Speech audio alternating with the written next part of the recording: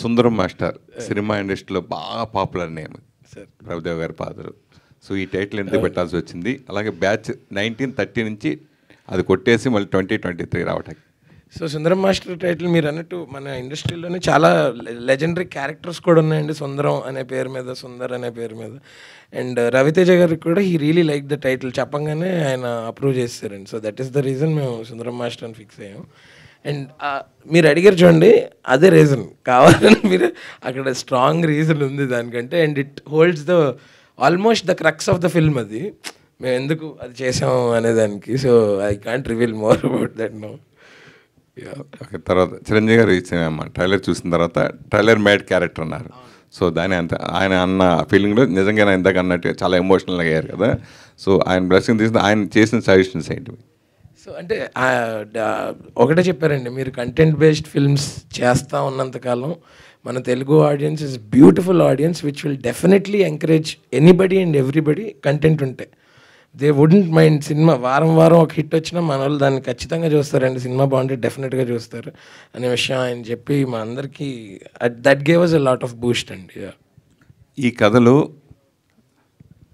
ఆ ఊర్లో నల్లగా ఉన్న వాళ్ళంటేనే ఇష్టం ఆ ఊరు వాళ్ళకి.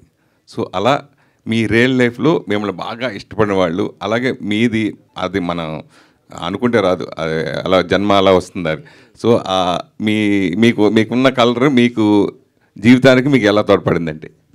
నేను ఫస్ట్ దాని గురించి నేను రిగ్రెట్ అవ్వనండి. అంటే నేను ఎలా ఉన్నా సరే నేను నాలాగా ఉండడం అనేది ఇంపార్టెంట్ అని feel అవుతుంటాను.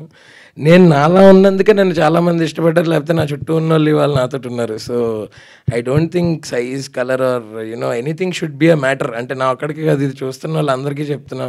People who are inferior and people who are fighting their own battles without telling anybody that దేని గురించి అయినా ఇన్ఫీరియారిటీ అవ్వచ్చు, అది అకాడమిక్స్ అవ్వచ్చు, ఫిజికల్ అపియరెన్స్ గురించి అవ్వచ్చు, సాల్వ్ చేయలేదంటూ ఏ ప్రాబ్లము లేదు.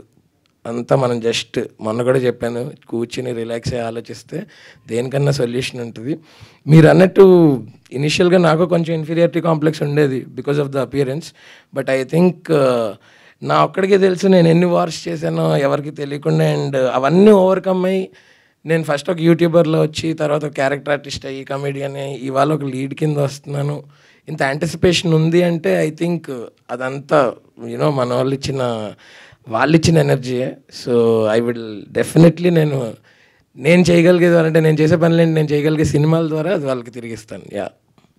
ఎలాంటి బ్యాక్గ్రౌండ్ లేకుండా వచ్చిన చిరంజీవి గారి దగ్గర తర్వాత మిమ్మల్ని కూడా ఆయన చెప్పడం, తర్వాత సునీల్ కానీ వీళ్ళందరూ, సునీల్ వరుసగా హీరో పక్కన లీడ్ చేసింది ఎక్కువ ఆ తరంలో. సో తర్వాత ఇప్పుడు మీరు చేస్తున్నారు, తను మళ్ళీ హీరోగా చేసి మళ్ళీ బ్యాక్ అయిపోయి మళ్ళీ ఆయన 6 ప్యాక్ కూడా చేసుకున్నారు. సో మీకు ఇలాంటి క్యారెక్టర్, లీడ్ క్యారెక్టర్ వస్తే కంటిన్యూ చేస్తానని కూడా అంటున్నారు. సో భవిష్యత్తులో మిమ్మల్ని కూడా 6 ప్యాక్ లాగా తయారు చేసి చూడాల్సి వస్తుందా? నేను అందుకనే అన్నాను సార్, నేనే చెప్పగలిగేవి చెప్తాను కథలు. నేను ఇలా ఉండే చెప్పాను, నేను ఈ క్యారెక్టర్ కోసం నేనేం కష్టపడలా, ఇంకా పుష్టి పడ్డాను. సో నేను అలాగే ఉంటాను. I'm happy with I always want to stay active అండి. అది 6 ప్యాక్ 8 ప్యాక్ ఫ్యామిలీ ప్యాకా కాదు.